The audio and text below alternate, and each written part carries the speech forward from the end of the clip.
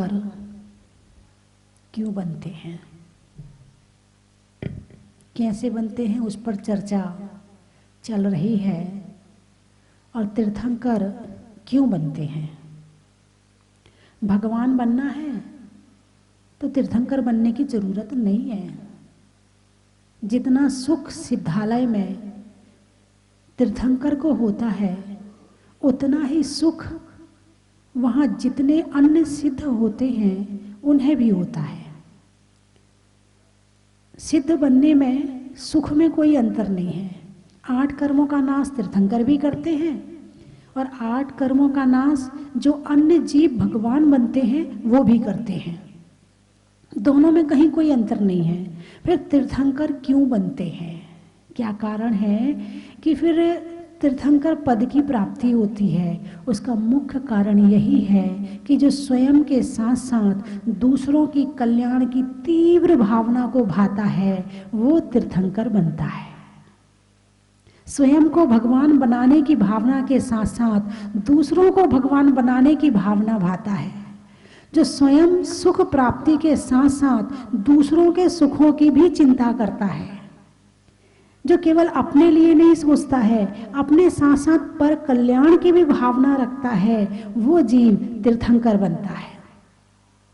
वो पहले बता दिया था कि तीर्थंकर प्रकृति का बंध केवली या श्रुत केवली के पादमूल में होता है। तो भगवान क्यों बनते हैं, भगवान क्यों बने, कोई बता सकता है? अरे बोलिए ना, भगवान क्यों बने? सुख के लिए, किस लिए? बोलिए ना। यदि सुख नहीं मिल रहा होता तो भगवान क्यों बनते? सबसे पहली शर्त ये है कि सुख हम कहाँ ढूंढ रहे हैं। दूसरी बात ये है कि सुख कितने प्रकार का होता है। आप लोग बैठ जाइए, आराम से बैठ जाए। हाँ, बहुत अच्छी बात है, बच्चों को सुनाना बहुत जरूरी है। सुख कितने प्रकार का होता है? एक सुख होता है लौकिक सुख और एक सुख होता है अलौकिक सुख। लौकिक सुख यानी संसार का सुख, इंद्रियों के द्वारा मिलने वाला सुख। अलौकिक सुख यानी आत्मा का सुख और सीधे आत्मा से मिलने वाला धर्म के द्वारा सुख। एक होता है स्वाधीन सुख और एक होता है पराधीन सुख। सामने वाला अच्छे से रहेगा तो मुझे सुख मिलेगा, नहीं रहेगा तो नहीं मिलेगा, ये हो गया पराधीन सुख। इच्छा पूर्ति होगी तो सुख मिलेगा, नहीं होगी इच्छा पूर्ति तो सुख नहीं मिलेगा, ये हो गया पराधीन सुख। और एक ध्यान में बैठे हुए हैं तो मेरा सुख मेरे द्वारा मुझे मिल रहा है, इसमें किसी दूसरे की जरूरत नहीं है। हो गए ना 2 तरह के सुख। एक होता है नश्वर सुख, खाया, स्वाद आया, नीचे गया, सुख खत्म। कोई चीज देखनी थी, देखी, खत्म हुई, सुख खत्म, नश्वर सुख। और एक होता है अविनश्वर सुख, जो सिद्ध भगवान को, अरिहंत भगवान को प्राप्त है। वो उनकी पूर्णता है वहां पर, लेकिन उसका प्रयास और पुरुषार्थ अभी से करना पड़ेगा। और वो स्वयं के द्वारा, स्वयं के लिए धर्म से जो प्राप्त होता है वो है अविनश्वर सुख। यदि आत्मा में सुख नहीं होता, केवल बाहर के विषय भोगों में ही सुख होता, तो भगवान के पास में विषय भोगों की कमी नहीं थी। बोलिए सही है कि नहीं है? शांतिनाथ भगवान की कितनी रानियां थी? 96,000। कुंथनाथ भगवान की कितनी थी? 96,000। अरयनाथ भगवान की कितनी थी? 96,000। फिर भी छोड़ दिया, क्या बात है, क्यों छोड़ दिया? यदि आज का प्राणी होता तो कहता मैं तो कभी छोड़ने वाला था ही नहीं। जो छोड़ता नहीं है उसे मिलता नहीं है, और जो जितना ज्यादा छोड़ता है उसे उतना ज्यादा मिलता है। बात समझ में आई कि नहीं आई? त्याग से आकर्षण है। जितना घर में है, घर में जो जितना ज्यादा त्याग करता है, लोगों का ध्यान उतना ज्यादा उस पर केंद्रित रहता है। अरे इनका ध्यान रखना, ये बहुत त्यागी है, अरे इनको परेशान मत करो, इन पर गुस्सा मत करो, ये तो बहुत व्रत उपवास करते हैं, अरे इनसे कुछ मत कहो। और यदि नहीं कर रहे होते तो चाहे जितना सुना लो, चाहे जितना अपमान कर लो, कोई दिक्कत नहीं है। तो त्याग में आकर्षण है, बाहर के सुख भी त्याग के माध्यम से ही प्राप्त होते हैं। चक्रवर्ती का पद किसको मिलता है? कोई सामान्य वैसे मनुष्य को मिल जाता है कि इस जन्म से अगले जन्म में मृत्यु को प्राप्त हुआ और चक्रवर्ती बन गया, ऐसे मिल जाता है? नहीं। चक्रवर्ती का पद, तीर्थंकर का पद, नारायण का पद, प्रति नारायण का पद, ये सारे के सारे मुनि बनने के बाद में, त्याग करने के बाद में फिर ये पद मिलते हैं। सौधर्मेंद्र का पद क्या ऐसे मिल जाता है? कोई भी सामान्य व्यक्ति मृत्यु को प्राप्त हुआ और स्वर्ग में जाके इंद्र बन गया, ऐसे बन जाता है? नहीं। जिसने त्याग नहीं किया उसको मिला नहीं। पकड़ने वाले को केवल एक मुट्ठी भर मिलता है, लेकिन छोड़ने वाले को पूरा मिल जाता है। बात समझ में आई कि नहीं आई? तो तीर्थंकर किस लिए बने, क्यों बने? वो इसलिए बने, आत्मा की सुख की प्राप्ति के लिए बने। तो तीर्थंकर क्यों बने? वो तो भगवान बनने में भी मिल जाता, लेकिन वो अपने आत्मा के सुख के साथ साथ सबके सुखों की कामना की, तो वो तीर्थंकर बने। तो इस तरह से शाश्वत सुख और अविनश्वर सुख। अब संसार का जो सुख है वो कौन सा वाला है? अरे बोलिए ना। नश्वर सुख है। और भगवान का सुख जो है शाश्वत है। मतलब जिस सुख में बाधा आती है, जिस सुख में बाधा आए, तुम टीवी देखना चाहते हो, रिमोट बच्चे के हाथ में है, मैं तो कार्टून देखूंगा, आ गई बाधा। होता कि नहीं होता? तुम्हारा सुख या बाहर का सुख या संसार का सुख बाधित है, बाधा पहुंचाने वाला है। अब तुम बड़ा हो तो कोई लड़ लो, उस बच्चे से क्या लड़ो? कोई बड़ा हो तो उस पर अपना जोर चला लो। अब बच्चा भी हाथ पांव पटक पटक के रोने लगेगा, तुम क्या कर लोगे? ले भाई ले ले, तू ही देख ले, तुम्हारा सुख खत्म और उसका सुख शुरू।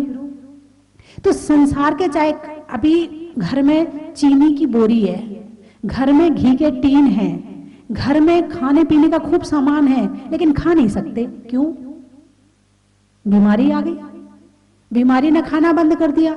सुख है मगर ले नहीं सकते। अब आप मतलब विडंबना देखो आप कि सुख तो पड़ा है सामने कि हम इससे सुख ले सकते हैं, मगर लेने की शक्ति नहीं है।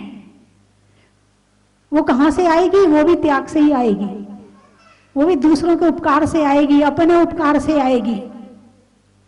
तो संसार का सुख क्षणिक है, नश्वर है, और भगवान का सुख शाश्वत है। अब भगवान के सुख में कोई बाधा डाल के बताओ तो जाने। भगवान आत्मा के ध्यान में लीन है, पारसनाथ भगवान आत्मा के ध्यान में लीन थे। सुख मिल रहा था, नहीं मिल रहा था? अब आपने ध्यान किया होगा तो आपको थोड़ा सा भी पता होगा कि ध्यान का सुख क्या होता है, और नहीं किया होगा तो आपको पता ही नहीं होगा कि ध्यान में क्या सुख मिलता है। तो भगवान पारसनाथ ध्यान में बैठे, आनंद में लीन है, अपने आत्मा में लीन है। कमठ ने क्या किया था? उनके सुख में बाधा डालने की कोशिश करी थी कि नहीं करी थी? अरे बोलिए ना, क्या किया था?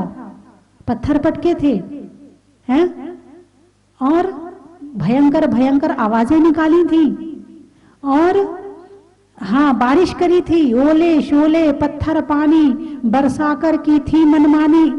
लेकिन भगवान के सुख में बाधा आई क्या? अरे बोलिए ना, नहीं आई। क्यों? शाश्वत सुख। यानी संसार का कोई व्यक्ति भगवान के सुख में बाधा डाल ही नहीं सकता है। भगवान को अनंत शक्ति प्राप्त होती है। कौन सी शक्ति? आपके पास कितनी शक्ति है? थोड़ी सी। और भगवान के पास कितनी शक्ति है? अनंत है, जिसका कोई अंत नहीं है। लेकिन उनकी अनंत शक्ति काम कहां कर रही है? भाई शक्ति तो है, लेकिन काम कहां कर रही है? यदि आपके सुख में कोई बाधा डाले तो आप अपनी शक्ति का प्रयोग करते हो ना। किसी ने आपको एक कहा, आप क्या करते हो? आप दो सुनाते हो। किसी ने आपके साथ में थोड़ा सा गड़बड़ किया, जो तो को काटा बोए बाए बोए तू फूल, और ताको फूल के फूल हैं, बाको है त्रिशूल। ये तो अच्छी बात हो गई, लेकिन संसारी प्राणी क्या कहता है? जो मोह को काटा बोए बाए बोए में भाला, जो मोह को काटा बोए बाए बोए में भाला, और वो भी साला क्या समझेगा पड़ा किसी से।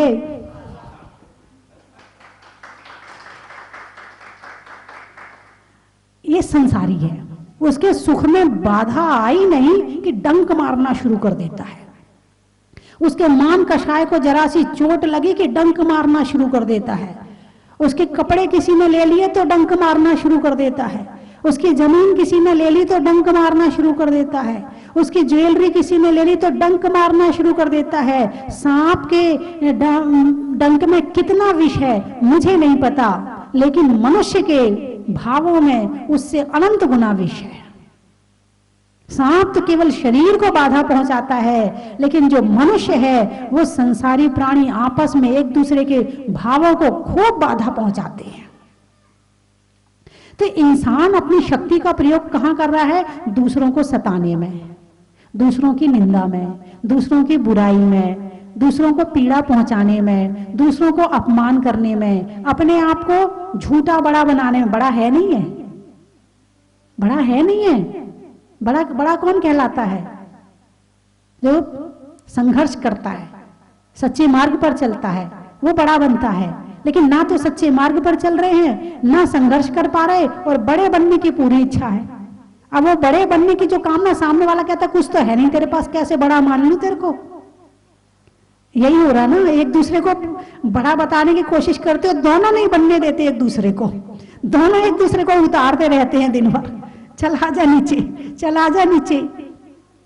तो इंसान अपनी शक्ति का प्रयोग जहां नहीं करना चाहिए वहां कर रहा है, और भगवान अपनी शक्ति का प्रयोग कहां कर रहे हैं? अपने आत्मा के ध्यान में, सहज ध्यान में। कौन से ध्यान में? सहज ध्यान में। यानी तुम्हारे पास शक्ति कम है, फिर भी तुम उस शक्ति का प्रयोग दूसरों के लिए करते हो, लेकिन भगवान अपनी शक्ति का प्रयोग केवल अपने लिए करते हैं, किसी दूसरे के लिए नहीं करते हैं। क्यों? जिसके पास शक्ति है उसको कोई बाधा पहुंचा ही नहीं सकता है। कहते हो कि नहीं कहते? अरे उससे मत उलझना, उससे जीत नहीं पाएंगे।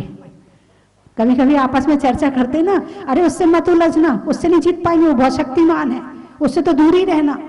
यानी शक्तिमान के सुख में बाधा नहीं आती है, शक्तिमान के सुख में बाधा नहीं आती है। इसीलिए सारा संसार शक्ति इकट्ठी करने के पीछे पड़ा हुआ है। अब शक्ति शरीर में ना हो तो धन की शक्ति इकट्ठी करता है, धनवान हो जाएंगे तो शक्तिमान हो जाएंगे, लेकिन वो भी पराधीन शक्ति है। धन है तो शक्ति है, धन नहीं है तो शक्ति नहीं है। लेकिन भगवान ने कौन सी शक्ति प्रकट करी? आत्मा के अनंत शक्ति प्रकट करी, जो आत्मा में थी। तो शक्ति का मतलब यही है कि कोई मुझे बाधा नहीं पहुंचा सकता। तो भगवान की अनंत शक्ति, अव्यवहारत्व गुण भी होता है भगवान का, उनका सुख बाधा रहित होता है। तो बंधुओं, भगवान क्यों बनते हैं? तीर्थंकर क्यों बनते हैं? रोज मंदिर आप जाते हो, रोज भगवान के दर्शन करते हो, पूजा और अभिषेक करते हो। कभी भगवान से पूछा, भगवान ये संसार इतना अच्छा है, देखो कितना मजा आता है, बाल बच्चे धन पैसा ये वो, आपने सब छोड़ दिया, क्यों छोड़ दिया आपने? कभी पूछा आपने भगवान से? अरे बोलिए ना, यहाँ तक तो अभी बुद्धि खुली नहीं है, और वही तो खोलना है, उसका ही नाम तो ज्ञान है।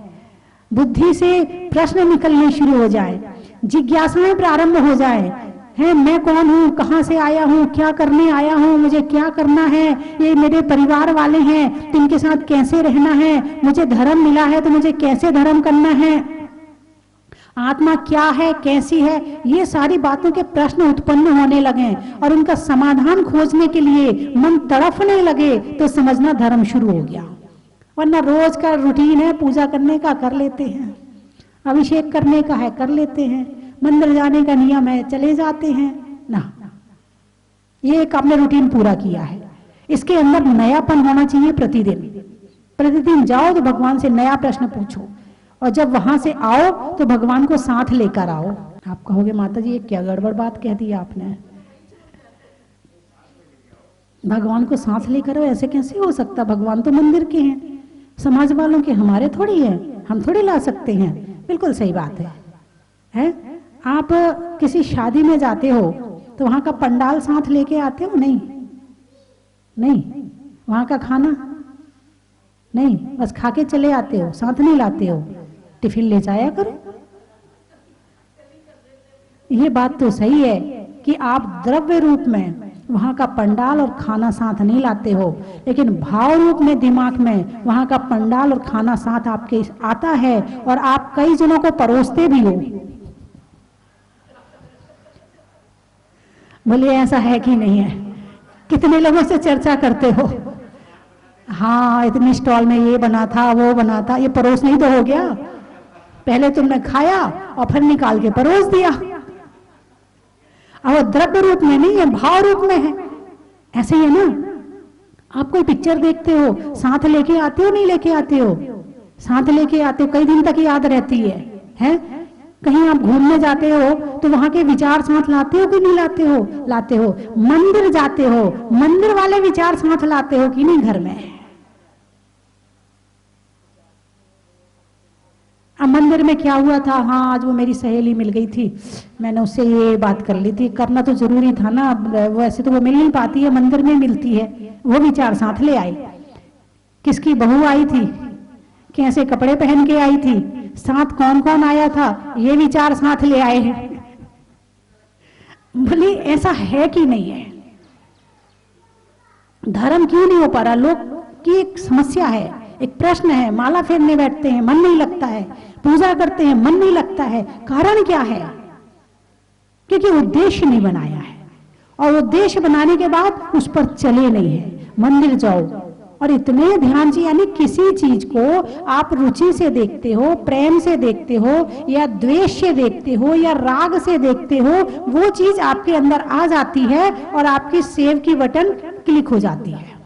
और जिस चीज को आप बिना मोह के, बिना रुचि के, बिना प्रेम के देखते हो, वो चीज आती है और निकल जाती है। इसका मतलब आपने शादी में गए थे तो बड़ी रुचि है आपकी, आप पूरा पंडाल तक साथ ले आए। वहां ऐसे झूमर लगे थे, ऐसा टेंट लगा था, ऐसे खाना लगा था, इतने चित्र लगे थे, ऐसा बना था। आपने पूरी रुचि से देखा, पूरे अंदर के भावों से देखा, पूरे ध्यान से देखा, आपने पूरी एकाग्रता के साथ देखा। आपने टीवी देखी, पूरी एकाग्रता के साथ में देखी कि कौन से हीरोइन ने कौन से कपड़े पहने थे, कौन सा कान का पहना था, कौन से हीरो ने फटी जीन्स पहनी थी, कौन से ने खड़े बाल किए थे, कौन से ने चपटे बाल किए थे। आपको सारा याद रहता है। लेकिन मंदिर जाते हो तो वहां आप अपने घर को तो साथ ले जाते हो, मगर भगवान को साथ लेकर नहीं आते। जितने ध्यान से आप नोट गिनते हो, जितने ध्यान से ग्राहकी चलाते हो, जितने ध्यान से शादियों में जाते हो, उतने ही ध्यान से यदि भगवान के दर्शन शुरू हो जाएं तो मामला सब ठीक हो जाएगा। अरे बोलिए ना, आपको कुछ सही सा लग रहा नहीं लग रहा है? लग रहा है। अब क्या करना पड़ेगा? उसके लिए सबसे जरूरी है कि स्वाध्याय, शास्त्र ज्ञान। वो नहीं कर पाते हो, प्रवचन तो टीवी में सुन ही सकते हो। आप टीवी नहीं देख पाते हो, आपके मोबाइल के यूट्यूब में सब कुछ मिल जाएगा, सारे प्रवचन मिल जाएंगे। आचार्य श्री विद्यासागर जी के प्रवचन, प्रमाण सागर जी के, सुधा सागर जी के, स्वस्ति भूषण जी के, सबके मिल जाएंगे। मतलब इतना सस्ता हो गया है धर्म करना, इतना सस्ता हो गया, इतना सहज हो गया कि आप जहां चाहो बैठ के धर्म कर सकते हो। आप दुकान में बैठे हो, वहां हो सकता है, कुछ नहीं तो प्रवचन लगा के रख लो और अपने सुनते रहो, भजन लगा के रखो, सुनते रहो। आज के समय में धर्म करना जितना सरल है, पुराने समय में उतना सरल नहीं था। हमारे महाराज जंगल में रहते थे, यदि किसी को प्रवचन सुनना हो तो 2-4 महीने में, 1 आध महीने में एक बार जाता था, और मिल गया तो ठीक है, नहीं तो वो ध्यान में लीन है तो हाथ जोड़ के चले आओ। प्रवचन सुनने नहीं मिलते थे। मंदिर जाते थे, जब प्रवचन नहीं सुनते थे तो ज्ञान नहीं होता था। तो मंदिर में जाकर भी उतना ध्यान नहीं लगता था। जितने हमारे पुराने बुजुर्गों ने धर्म नहीं किया है उतने आज के लोग धर्म कर रहे हैं। क्यों? क्योंकि इन्हें ज्ञान मिल रहा है, इन्हें दिशा मिल रही है, इन्हें पता चल रहा है कि धर्म क्या है, क्योंकि प्रवचन सुनने मिल रहे हैं गुरुओं के द्वारा। इसलिए आज के समय में जितना ज्ञान का प्रचार है, इतना ज्ञान का प्रचार 25-50 साल पहले नहीं था। मैंने खुद बुजुर्गों को देखा है, जाते थे चावल चढ़ाते थे, 9 बार नमस्कार मंत्र पढ़े और चले आते थे। मैंने खुद देखा है बुजुर्गों को, क्योंकि उनको किसी ने सिखाया नहीं था। लेकिन आज आप बड़े पुण्य आत्मा हैं, आपको पता है कि मंदिर जाने पर क्या करना है, पूजा कैसे करनी है, ध्यान कैसे करना है, भक्ति कैसे करनी है। भक्तामृत जितना आज पढ़ा जा रहा है, पहले के समय में इतना नहीं पढ़ा जाता था। पहले के समय में एक एक घर में 12-12 बच्चे होते थे। माँ का पूरा ज्यादा से ज्यादा समय तो इसी में चला जाता था, है, और पिता का समय धन कमाने में चला जाता था। लेकिन आज 2 हो रहे हैं। अब तो धर्म करने की फुर्सत मिल गई होगी ना। जिनके 1 होंगे 2 होंगे तो अब तो धर्म कर रहे, 12 के बीच में नहीं मिल पाती थी, अब तो मिल रही होगी। अरे बोलिए ना। वो 2 में इतना मुए हैं कि 12 में भी नहीं था। वो 2 में पहले तो बच्चों का खाना पीने का नहीं पता चलता था, एक साथ सबकी थाली लगा दी, खा लो। पहले तो बच्चा माँ का पल्लू खींचता था, माँ रोटी दे दे। अब बेचारी माँ ग्रास लेके घूमती, बेटा खा ले मोबाइल देख ले टीवी देखते, ले टीवी चालू कर लूं, तेरे को ये गाना सुनना है, ले। जितना समय एक माँ को 12 बच्चों के लिए खर्च नहीं करना पड़ता था, उतना अब 2 के लिए करना पड़ता है। और अब 2 तो छोड़ो, 1 के लिए उससे ज्यादा करना पड़ता है। पहले के 12 भी बढ़िया निकल जाते थे, इतना प्यार नहीं करने के बाद, इतना लाभ नहीं देने के बाद भी बढ़िया निकलते थे वो 12, और सेवा भी करते थे। अब वो 2 होते, वो भी पंछी बन के उड़ जाते हैं और माँ बाप बेचारे देखते रहते हैं। कहाँ जाते हैं वो? हॉस्टल। कहाँ जाते हैं? हॉस्टल। जितना बचा खुचा होश था घर में, वो हॉस्टल में जाके वो भी टल जाता है, वो भी टल जाता है। फिर माँ इंतजार करती, अब बच्चों की छुट्टियां आ रही ना, अब बच्चे घर आएंगे, अब बच्चे घर में रहेंगे। माँ बड़ी इंतजार करती है। फिर फोन करती, बेटा कब आ रहा है? नहीं मम्मी, मैं अपने दोस्त के यहाँ जा रहा हूँ, इस बार मैं नहीं आ रहा हूँ घर। लो, वो भी गया। एक कोरोना ने बड़ा भला किया इस मामले में। असंख्य माता पिता की इच्छा पूर्ति करी है कि सब बच्चे अपने घर में आ गए और लैपटॉप पे काम कर रहे हैं। कोई पुणे में था, कोई मुंबई में था, कोई दिल्ली में था, कोई विदेश में था, कोई कहीं था, सब वापस पंछी उड़ के आ गए अपने घर में। माँ बाप को सबसे बड़ी शांति मिली है। बोलिए ऐसा है कि नहीं है? है? और नहीं तो बच्चे कहाँ तुम्हारी तरफ देखने वाले थे। तुम बीमार भी हो जाओ तो मम्मी दवाई लेना, डॉक्टर को दिखा लेना। आप कहो तो पैसे भेज दें, हम पैसे भी भेज दे तो भी बड़ी बात समझना। वैसे तो आजकल के एक भाई आए, बोले मेरा बेटा बहुत कम आता है और मेरा बेटा बहुत कमाता है। मेरा बेटा बहुत कम आता है और मेरा बेटा बहुत कमाता है। अच्छा, कहाँ रहता है? दिल्ली में रहता है। अच्छा, कितना कमाता है? बोले 25,000 रुपये महीने कमाता है। बस उसके जो कोठी ली है किराए से, तो 10,000 तो उसमें चले जाते हैं, और आने जाने में जो गाड़ी का पेट्रोल का खर्चा है 5-7 हजार उसमें खर्चा हो जाता है। 5-7 हजार रुपये उसकी पत्नी खर्च कर देती है, ब्यूटी पार्लर में, नए कपड़ों में, नए हेयर स्टाइल में, इनमें खर्चा कर देती है। बस खाने का खर्चा मैं भेजता हूँ। मेरा बेटा बहुत कमाता है, मेरा बेटा बहुत कम आता है।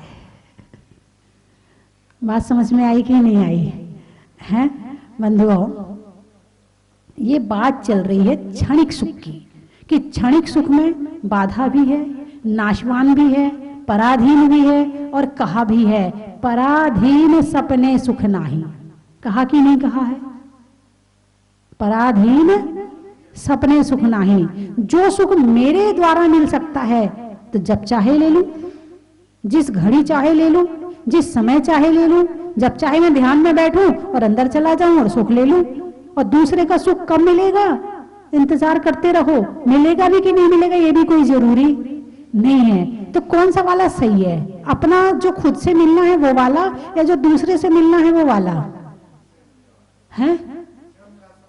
स्वयं का सुख ही सही है। अच्छा, तो अब क्या करोगे? अब पता चल गया कि स्वयं के द्वारा स्वयं को सुख मिल सकता है। सबसे पहले तो मैंने यही कहा था कि खुद के द्वारा जो है, जो चीज अपने द्वारा उपलब्ध हो जाए वो सबसे सस्ती, सबसे अच्छी, और जो दूसरे से मिले तो हाथ पांव जोड़ते रहो, दूसरे के पास है ही नहीं है, सब एक दूसरे से मांगते रहते, तू मुझे सुख दे दे, तू मुझे सुख दे दे, वो कहता तू मुझे दे दे, दोनों भिखारी बने रहते, दोनों एक दूसरे को नहीं देते। संसार में यही हो रहा कि नहीं हो रहा?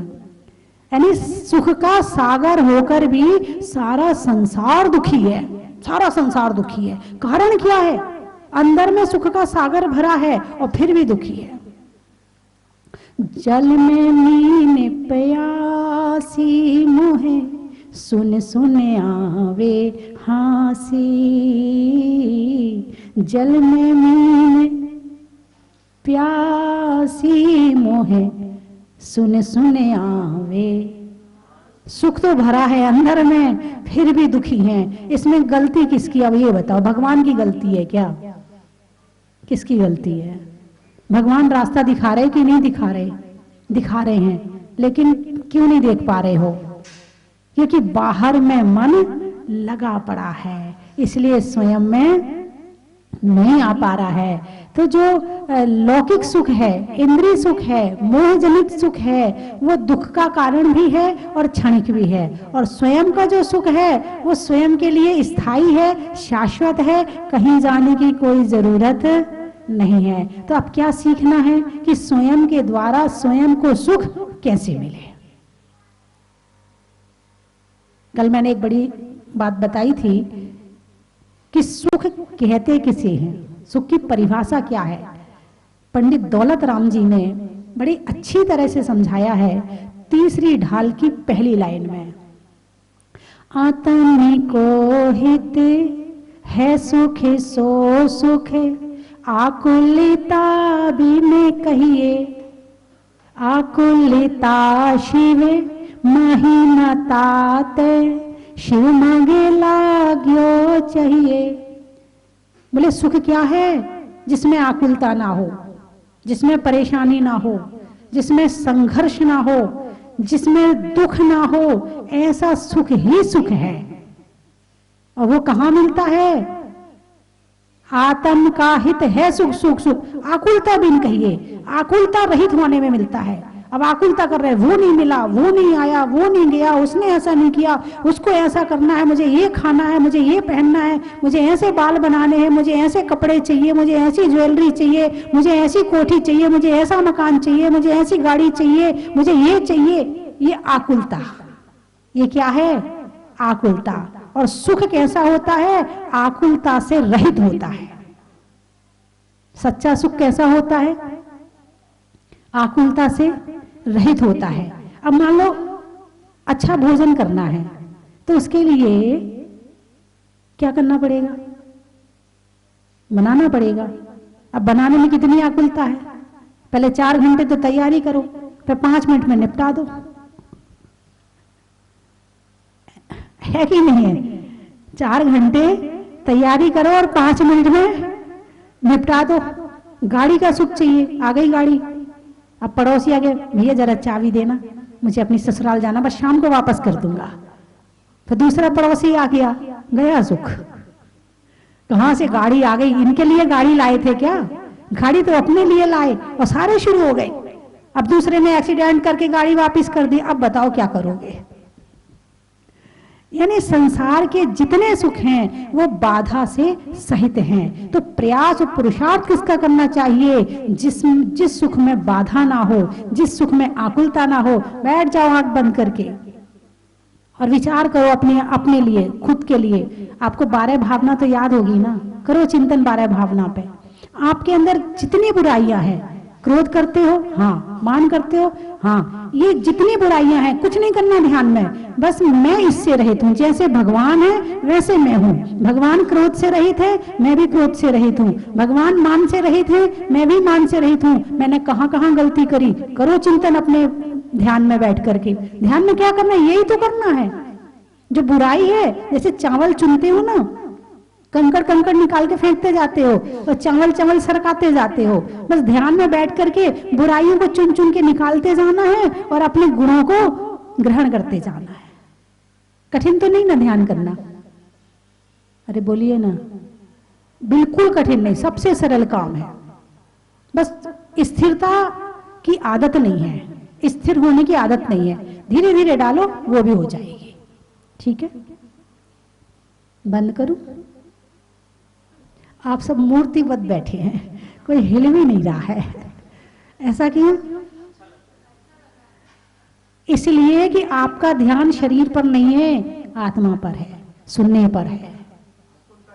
आकुलता नहीं है, यानी इतनी आकुलता भी खत्म हो गई कि हाथ पांव भी हिलाना है।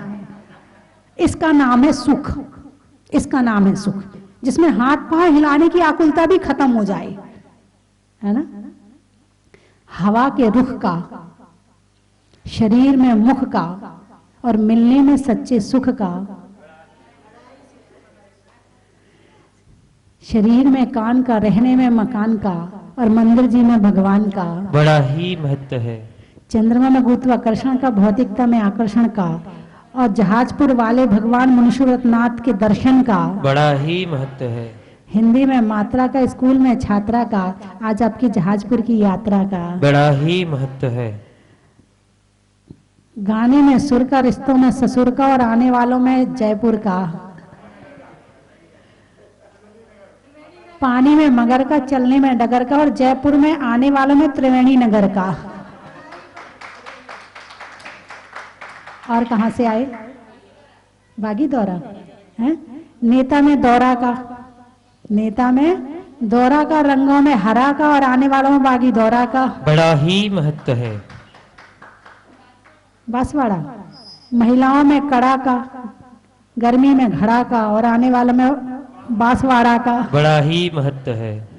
और इंदौर आम की बौर का, जिले में महापौर का और आने वालों में इंदौर का बड़ा ही महत्व है।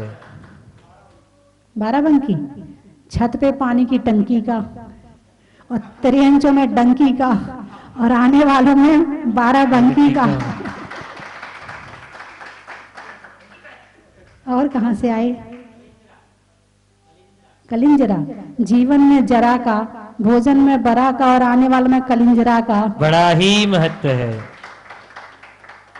हो गए सारे? कोई बचा तो नहीं? चल बोलिए 24 भगवान की। त्रिवेणी नगर जयपुर से आया हूँ। मेरा इस स्थान पे ये दूसरी टाइम है जब मैं आया हूँ।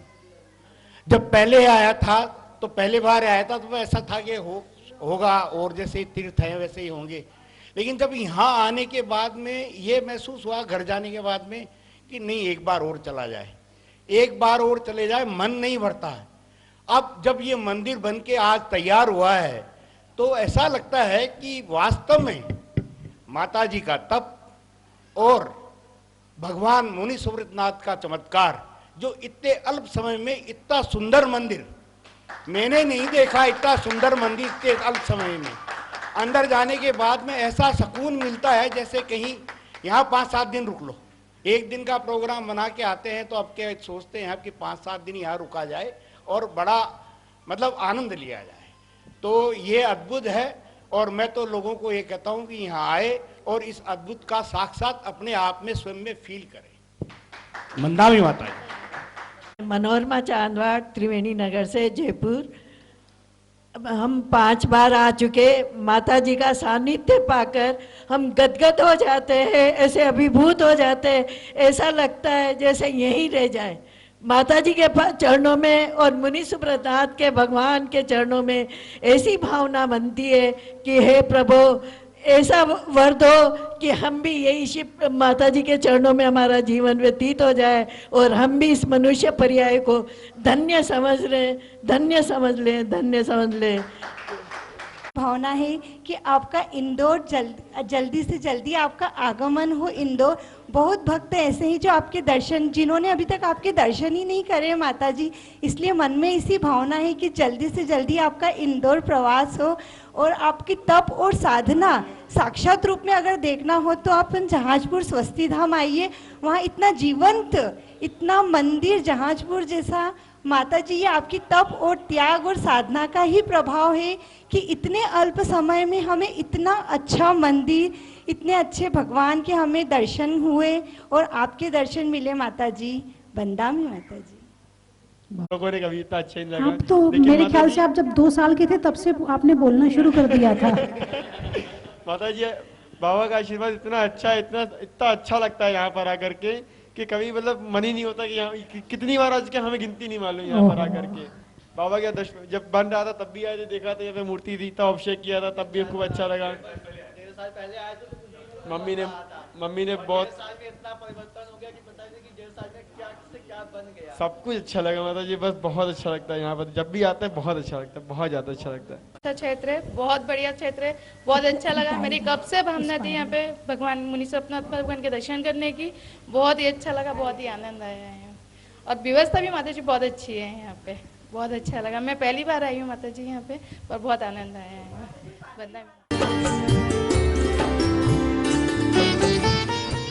कंचन की थाल को सजाओ रे आज, रत्नों की थाल को भर लाओ रे आज। आओ आओ करे रे गुणगान आरती भगवन की, आओ आओ करे गुणगान आरती भगवन की। आओ आओ करे रे गुणगान आरती भगवन की।